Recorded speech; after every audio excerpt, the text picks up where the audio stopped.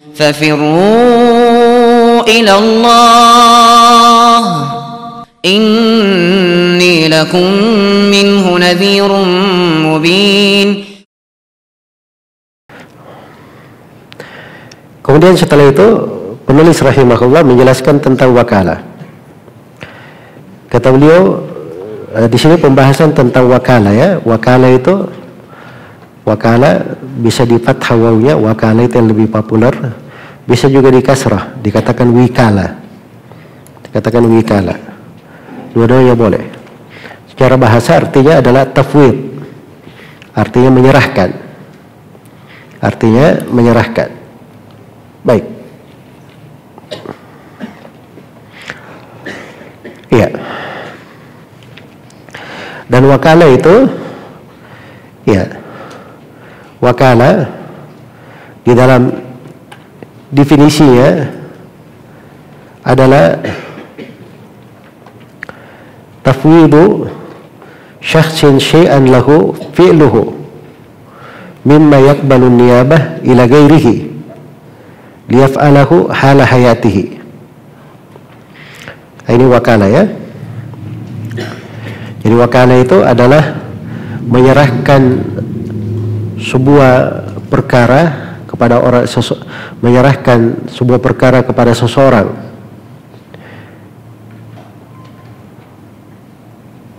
Yang mana orang ini bisa untuk mewakili di mana perkara itu dari perkara yang bisa diwakili untuk dilakukan.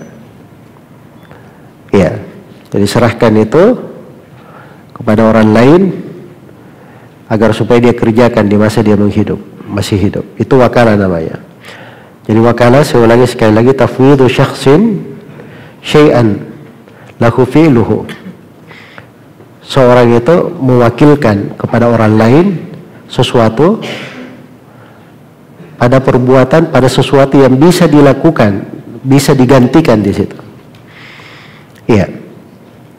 Jadi sesuatu itu ada dua macam ya. Ada sesuatu yang tidak bisa seorang diwakili. Misalnya sholat 5 waktu, bisa diwakili atau tidak? Tidak bisa diwakili. Puasa, bisa diwakili? Tidak bisa. Jadi ada sesuatu yang tidak bisa diwakili. Tapi ada sesuatu yang bisa diwakili. Nah, padahal yang bisa diwakili itu, di sinilah masuk wakalah. Inilah masuk wakalah. Jelas ya? Seperti misalnya menyerahkan zakat. Zakat itu bisa diwakili. Atau haji. Kalau dia tidak mampu, dihajikan. Itu bisa diwakili. Jelas ya? Bisa diwakili. Baik. Jadi diserahkan kepada orang lain supaya dia lakukan di masa dia masih hidup. Kenapa disebut kata di masa dia masih hidup? Ini untuk mengeluarkan wasiat ya. Sebab wasiat lain lagi masalahnya. Kalau wasiat itu kan di masa setelah dia meninggal. Ini di masa dia masih hidup. Itu disebut dengan nama wakalah. Iya, dengan nama wakalah. Kata penulis rahimahullahu ta'ala, wa kullu ma jaza lil insani at-tasarrufu fihi bi nafsihi jaza lahu ay yuwakkila fihi au yatawakkal. Kata beliau, apa saja yang bisa ditransaksikan oleh seseorang, dia boleh memberi wakalah dalam hal tersebut atau bersandar kepada orang lain di dalam hal itu. Iya. Baik. Jadi dia boleh memberi wakalah atau bersandar kepada orang lain di dalam hal tersebut. Iya. Itu kaidahnya ya. Jadi kapan seseorang itu misalnya dia bisa tasarruf di situ, dia bisa jual beli sendiri, menukar uang, atau apa namanya dia bersyirikat. Demikian pula termasuk doman tadi yang sudah kita bahas ya, kafala, rahan.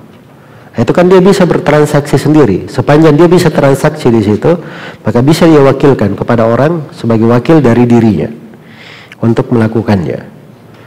sebagai wakil dari dirinya untuk melakukannya. Baik, itu ketentuannya. Kemudian kata penulis rahimahullah, wal wakalatu aqdun jaiz wa likulli wahidin minhuma fasquha mata sya wa tanfasihu bi mauti ahadihima. Wakalah adalah akad jaiz. Nah, ini bahasa akad jaiz ya, yang kita terangkan tadi. Akad itu dua macam, ada akad jaiz dan ada akad apa? Lazim. Kalau akad lazim itu tidak boleh dibatalkan oleh salah seorang dari dua belah pihak. Kalau akad jaiz boleh dibatalkan oleh siapapun dari kedua belah pihak. Walaupun ada sebagian dari akad itu sifatnya jaiz dari satu sisi, lazim dari satu sisi. Iya. Baik. Tapi di sini beliau telah terangkannya bahwa kali ini akad jaiz.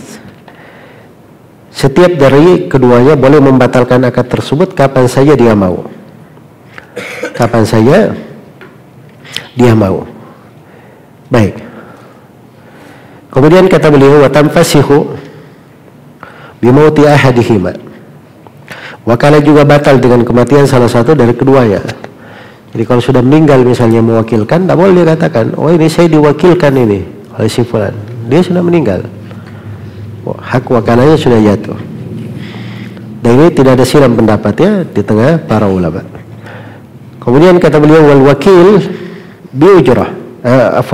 Wal wakilu aminun fima yakbiduhu wa fima yusrifuhu wa la yatmanu illa bitafriq.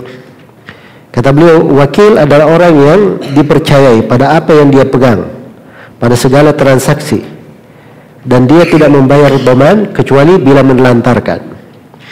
Jadi wakil itu dia tangannya itu tangan amanah. Jadi dia berhak untuk berbuat, bertindak, memegang, bertransaksi sesuai dengan amanah yang diberikan. Sesuai dengan amanah diberikan. Iya. Jelas ya? Dan dia tidak membayar dhaman kecuali kalau dia tafrid, keteledoran dari dia. Nah, kalau ada keteledoran dia melakukan, nah itu baru dia kena. Baru dia kena. Tapi kalau dia laksanakan sebagaimana yang diperintahkan, sebagaimana amanahnya, dia nggak ada kena masalah apapun di situ. Baik. Kemudian dikatakan di sini oleh penulis rahimahullah, wala yajuzu an yabi'a wa yashtariya illa bi thalathati syara'i'. Ya.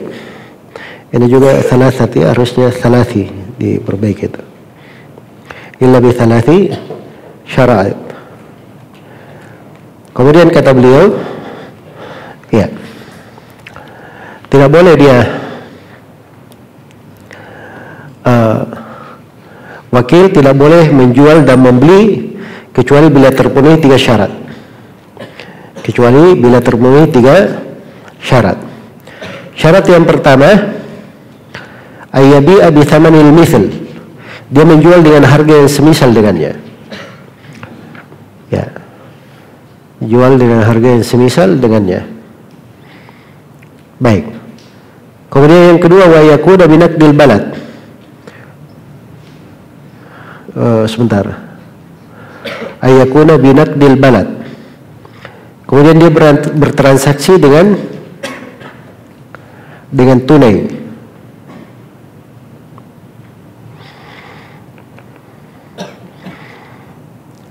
Ini ada yang kurang di sini ya di cetakan kita. Coba diperiksa di.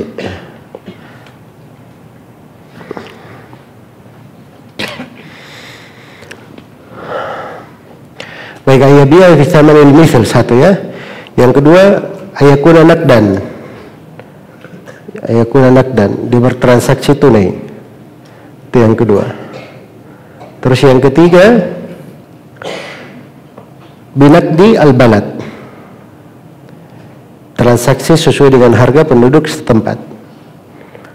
Itu biasanya wakil seperti itu kalau dia menjual dan membeli. Harus dibabat ya.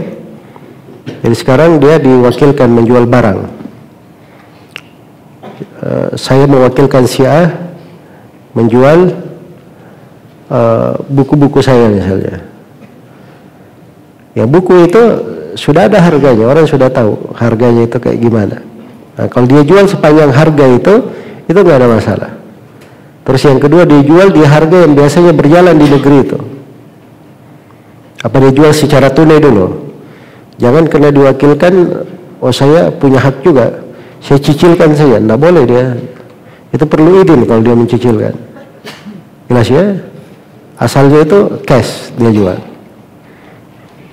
Kemudian yang ketiga, dia jual dengan harga di penduduk setempat. Dengan harga penduduk setempat. Baik. Kemudian kata beliau, wala yajuzu ayyabi min nafsihi. Wakil tidak boleh menjual berdasarkan kehendak dirinya sendiri. Ya. Dia menjual berdasarkan keinginannya sendiri, atau dia menjual untuk dirinya sendiri, itu tidak boleh juga ya. Tidak boleh juga dia menjual untuk dirinya sendiri. Iya.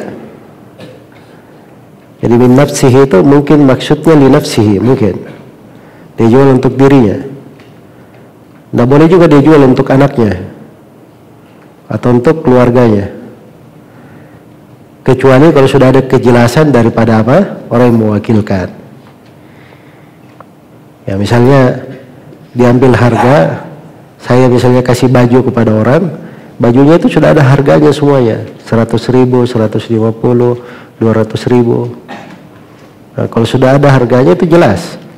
Saya juga mau beli, nggak apa-apa, saya bayar saja.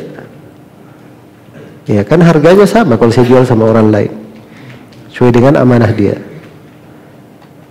Jelas ya? Diwakilkan. Tapi kalau dia bilang ini baju-baju ada 2 kardus, tolong jualkan untuk saya. Nah, maka kalau dia ingin menjual, itu 3 syarat tadi. Jelas ya? Nah, di sini kalau untuk dirinya sendiri, tidak boleh diambil.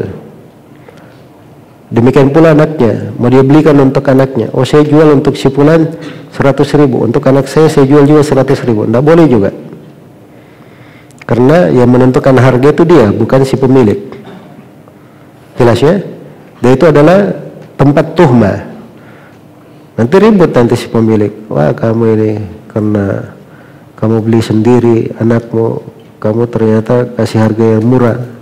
Nah, itu kan akan muncul nanti kayak gitu-gituan. Maka yang kalau ada yang seperti itu, dia langsung bilang kepada si pemiliknya. Nah, itu maksud dari penulis rahimahullahu taala di sini. Kemudian kata beliau, wala yuqirru ala muwakkilihi illa bi'idnihi. Yang wakil tidak melakukan ikrar terhadap muwakilnya, pemberi wakalah, kecuali dengan seidinnya. Ya, misalnya ada orang yang dia sudah berdagang ya, oh kamu wakilnya si fulan ya, jual baju. Iya, si fulan itu ada utang ke saya 5 juta. Oh enggak apa-apa, nanti saya catat. Anggap itu benar utangnya. Enggak boleh dia terima ikrar begitu. Dia harus kemana? Kepada orang yang mewakilkannya. Jelas ya? Baik.